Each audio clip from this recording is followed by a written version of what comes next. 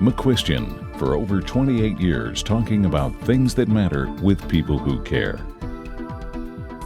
Production of McCuistion is made possible in part by individual viewers, supporters of the Foundation for Responsible Television, the Hatton W. Sumner's Foundation, helping to educate the public about the fundamental principles of their democracy and thus be in a position to help formulate public policy. The University of Texas at Dallas, creating the future.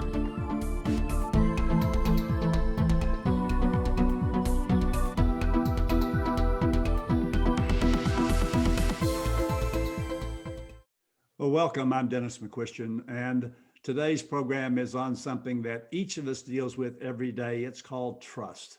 And whether you're trusting your post person to get the mail to you, or whether you're trusting your banker to get the money to you, or whether you're trusting your significant others to promise whatever they're going to do and actually perform on that, it's all about trust and relationships.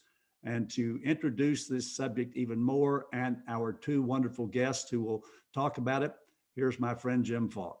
Thank you, Dennis, and I'm really looking forward to this topic. And, when we were looking into it, I ran across a quote from former Secretary of State George Shultz, and he wrote, "Now in my 100th year, I'm impelled by recent events to offer my thoughts about what I've come to believe is as crucial an element in public life as it is in private life. I'm thinking about trust," Shultz said, and he's so correct. This decline in trust in our institutions and in each other is at an all-time low, influenced no doubt in part by the bedlam surrounding the 2020 election and the handling of the pandemic and the vaccine, but this worrisome trend goes way back before this past year. Today, Dennis and I and our guests are going to discuss why trust is the foundation for our relations with each other and why the lack of it weakens our democracy. I want to turn to Yoram Solomon and welcome him. He's the author of a dozen books, including his most recent, The Book of Trust. He was named by Thinkers 360 as one of the top 20 global thought leaders on corporate culture, and he's an adjunct professor at Southern Methodist University here in Dallas. His trust model has been shaped by his experience as a CEO, elected official, educator, pilot, as well as a member of Israel's Defense Forces 35th Airborne Brigade. We're also with Robert Hall, who asserts that relationships are our single most valuable and value-creating possession. He's the author of The Land of Strangers, widely acclaimed as one of the best books on relationships. A highly sought-after and motivating speaker, his opinion pieces have been published in the New York Times, Huffington Post, and Forbes. And I have to add, Robert, how much I appreciate the fact that you send me your blogs, and I encourage everyone to subscribe to it as well. Robert, I'd like to start with you if I could.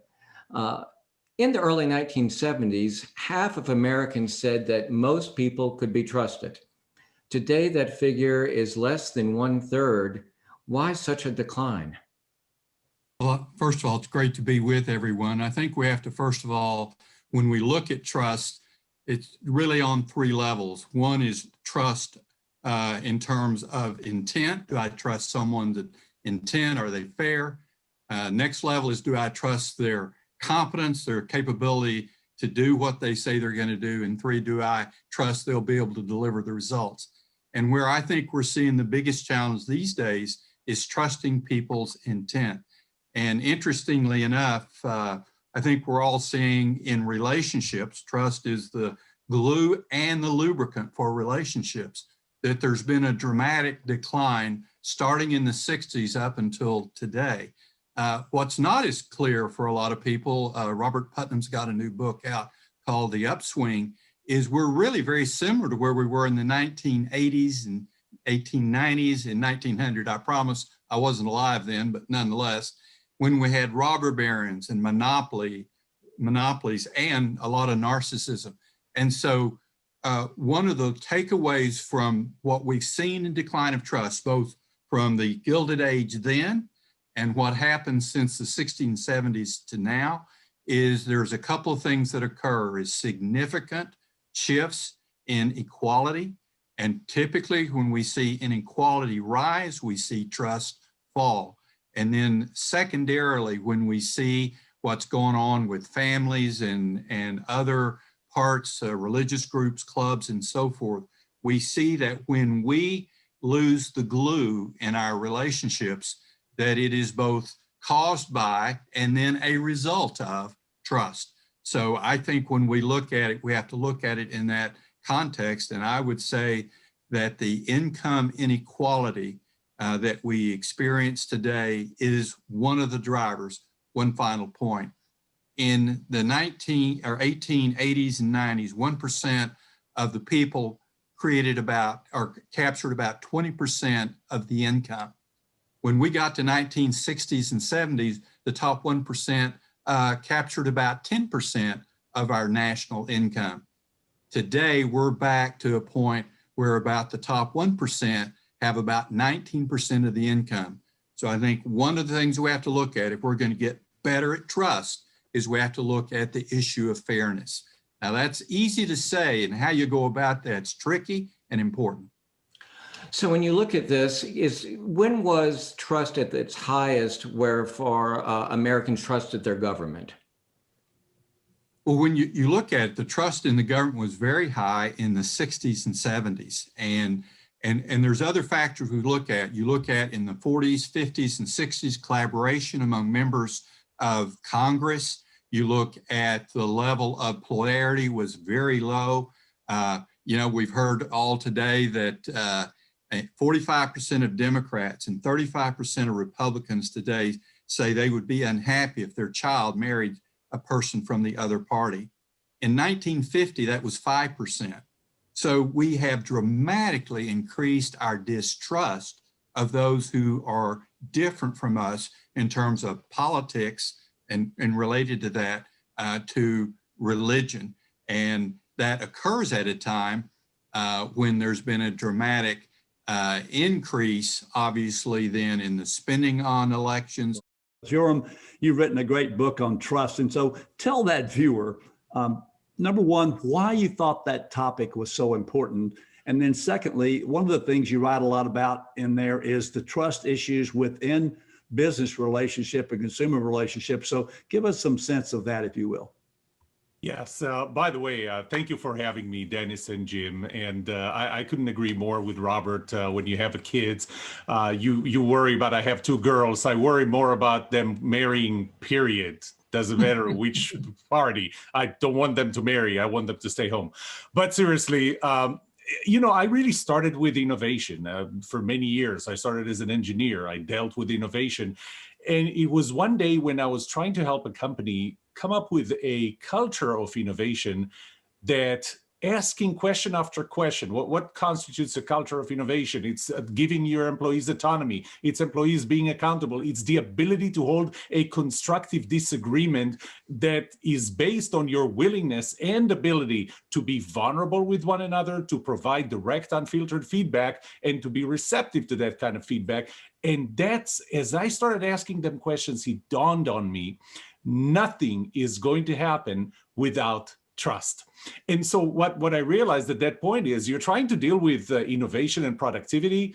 First, you need to deal, it's like building a building, starting to build from the second floor. It's not going to hold. The first floor is the culture, but there is a foundation, and the foundation is trust. That was my transition, my personal transition into trust, and mainly, as you said, in organizations. All right, now, Yoram, taking on with what Robert said about the three elements of trust, the intent was one of the things that he focused on. But it seems to me in a business relationship, if you're sitting around and say, well, I know that you intend to do this, but he also talked about the ability of somebody to get it done. How important is that in trust, especially in business relationships?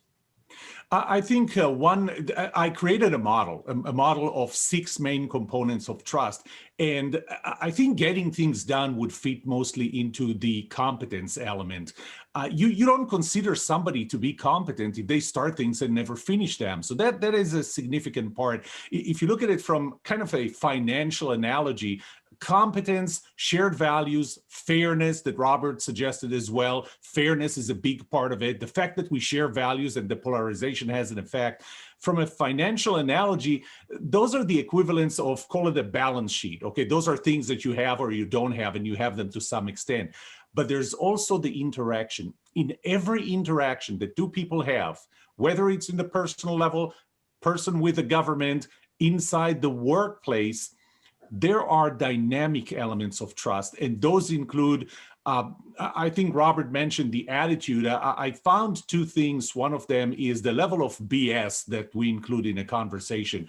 And what I mean by that is, do you say what you mean? Or do you, beat around the bush? Do you use a lot of metaphors instead of actually using the real words? There was a study that was done in 2017, and in that study, they found that using the World Survey database or Value Survey database, they found that the level of self-centrism, individualism in the world over a period of 51 years in 78 developed countries has increased by 12%. Now, you're thinking 12% over 51 years, not that big a deal. But in English-speaking countries, that number is 69%. We are a lot more self-centered. We behave as if the world revolves around us. We use a lot of BS in our communications, and we don't believe the other person sees that. That causes lack of trust. And Yoram, wouldn't that lead to the polarization we've been seeing in our country and in other Western democracies? I think it's that, and it's the fact, the shared values fact that we're seeing that polarization. I'll mention a study that was done by MIT in 2015 that went over the number of roll call votes in the US Congress. And it went back, I think, to the 1940s, the highest number. And just like Robert said it, this is the amazing part. It was in the 60s and 70s. That was the highest level of cooperation, of agreement across parties. In the number of roll call votes, there were 12,921 cooperations. That number from 1977 dropped by 2017, I think. It dropped down to 181. That polarization causes us to not believe that we share values. And when you do that, you don't trust the other party. You don't trust the other people. Both of you have touched on this. And Yoram, I had the pleasure of reading your book, and I encourage everyone to pick up a copy as well. But you talked about empathy. And let me just read this quote. "To earn trust, money and power aren't enough. You have to show some concern for others. You can't buy trust in the supermarket." You know who said that? His Holiness the Dalai Lama. Talk about the importance of empathy. I think first we need to define empathy, because we typically confuse empathy with pity or sympathy or compassion, and it's not. Empathy, whenever I do a workshop, I put the number 6 sitting on its side. And I ask people, what do you see here? And half the people would say we see 6, half the people would say 9. And the real answer is it depends. It depends on your perspective. Empathy is understanding or your ability to see things from the other person's perspective as if you were them. There is a reporter for CNBC by the name of Stephanie Rule. And, she's a financial reporter, and I watch a lot of her pieces. And one day, but you look at her and what you see is you see a reporter.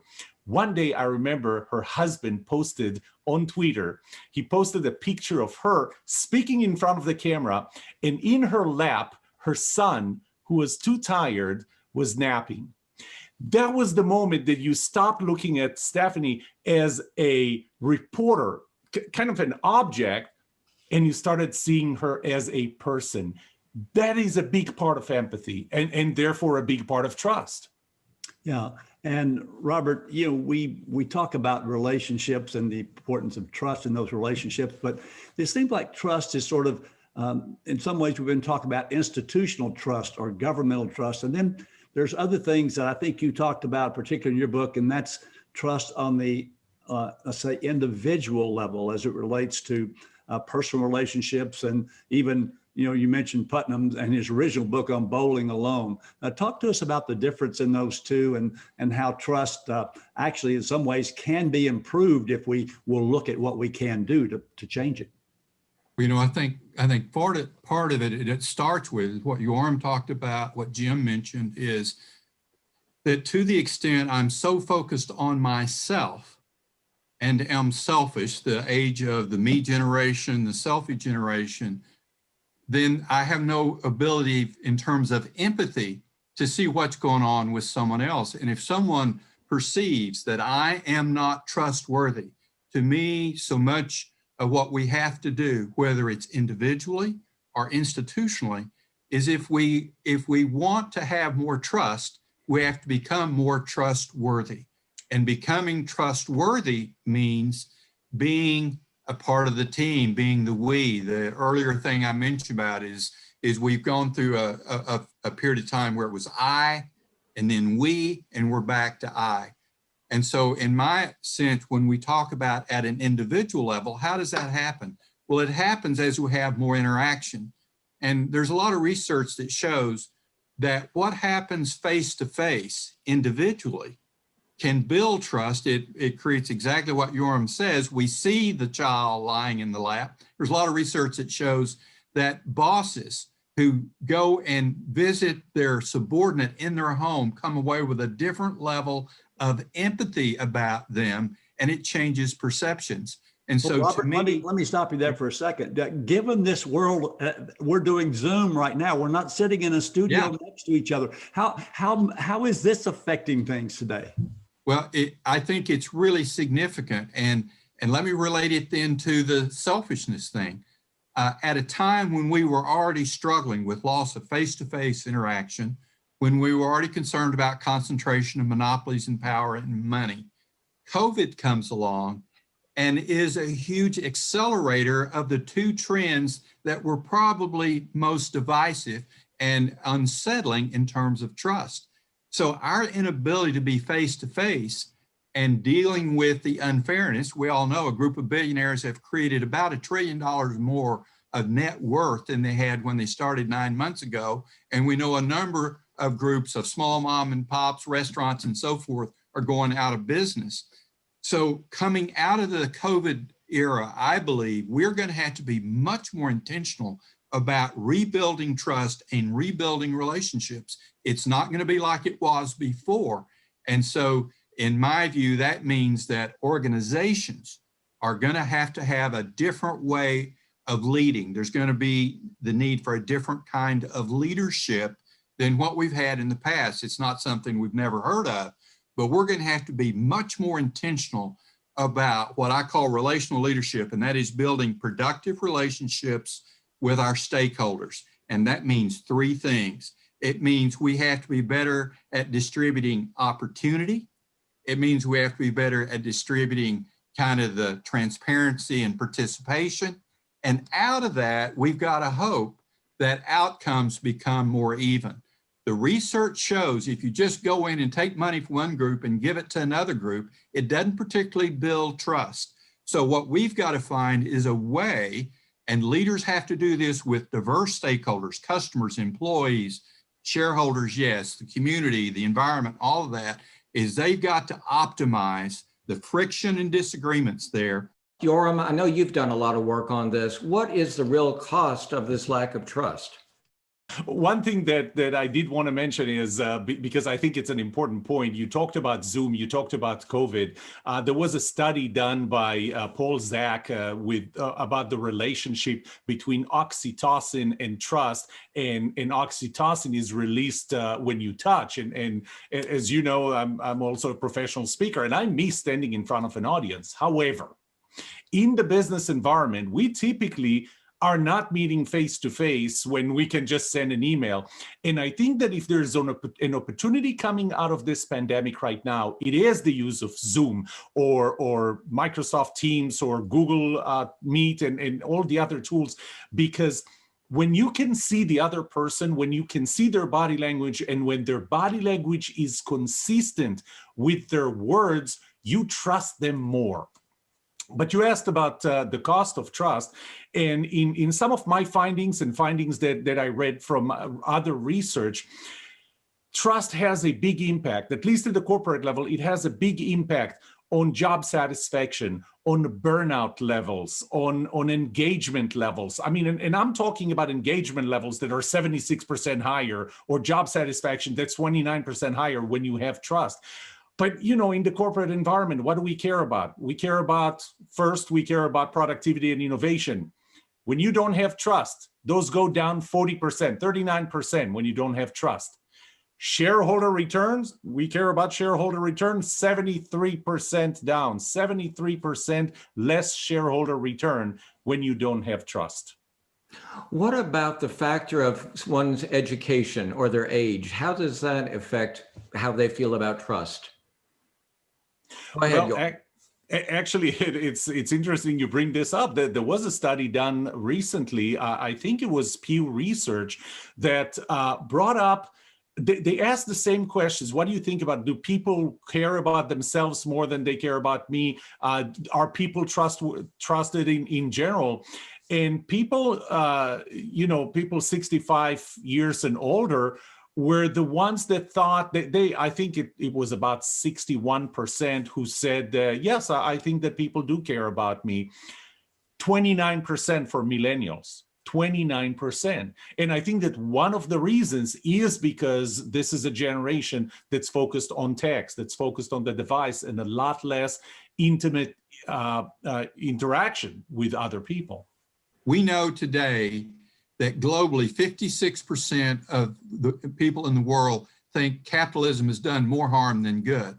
And 47% in the US feel that way. And if you look to Yoram's point, to the millennials and the younger group, it's really high. So Jim, back to your point, what's the cost? The cost is that capitalism is increasingly distrusted. And we can agree or disagree on what we ought to do about income inequality, but at the end of the day, it is going to unravel our capitalistic system if we don't figure out a way to more nearly share opportunity and outcome. We don't have a capitalistic, we have crony capitalism, or as my friend John Allison says, we have crony socialism is what we have. How do you feel about it? You know, the recent example they've been beaten up a lot is Wells Fargo. And you look at Wells Fargo, whose sales tactics caused them to be fined $3 billion. It affected their market cap significantly, and they're proscribed from merger acquisition activity right now. And so when you look at the impact of the distrust of what they basically did with their customers, it affected all the other stakeholders and cost the shareholders dearly. So if we can't figure out how to do a better job of productive relationship, trusted relationships with varied stakeholders, yes, it will happen in terms of capitalism. And Jim, it's happening in government, and it's happened elsewhere. It's happened in faith, it's happened in social clubs. So we have no choice. The hopeful thing is that there are signs right now, I think, that says we are getting that and looking for ways to create greater levels of trust. Yoram, I want to bring it back to where we are today with the vaccines. And Dr. Fauci has expressed his concern in a number of interviews about that there's pushback against authority and science is viewed as authority. Do you agree with that concept that science is viewed with authority? And how do we fix that?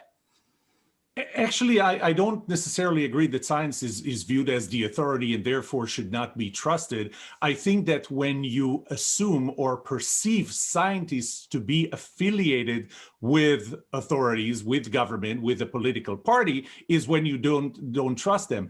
There was another interesting survey that Gallup releases surveys around the COVID pandemic. And in one of them, I looked at the responses of Republicans versus Democrats on questions such as, do masks work?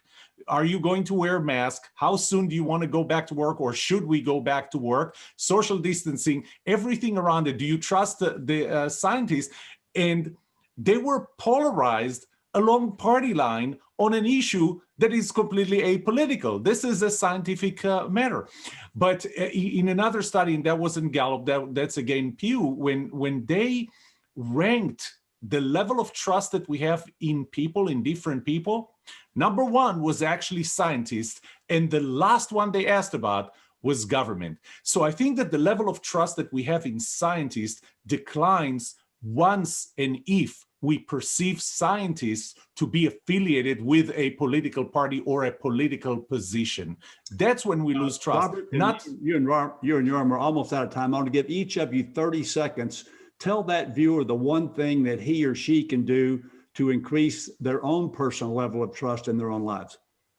Robert, first. The thing that I would say is whatever groups you're in, whatever stakeholders that are part of that, whether you're in a family or whether you're the CEO of a company or whether you're the minister or head of a church, to be intentional about understanding the different stakeholders that you serve and providing a process and environment where they can be heard and conflict can be honestly expressed and where you can seek innovative solutions. Do it everywhere and make that number one. Okay, Yoram, your 30 seconds. One, treat people fairly, the same way, treat people as you would like to be treated. Empathy, which is what Robert talked about. See people for who they are, see things from their perspective as if you were them, and say what you mean what you say. I would throw in one last thing, and that is meet people face to face. Even during this pandemic, do it through Zoom. Let them see your body language. Let them see the consistency of your words and your nonverbal communications. Well, we appreciate the fact that they have been able to see your wonderful faces, all three of you, and they'll have to look at mine as well.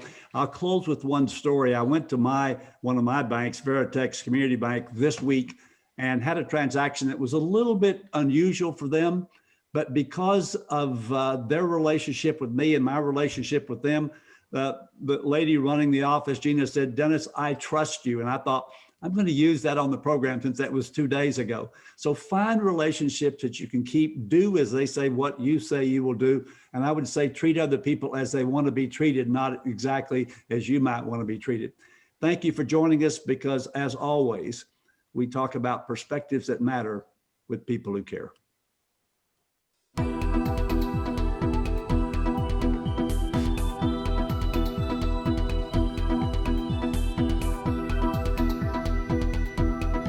For more information, call 214-750-5157 or email nickyn@nickymcquistion.com. Visit our website at www.mcquistiontv.com. You can also follow us on Twitter at www.twitter.com/McQuistionTV or download McQuistion TV video podcast on iTunes.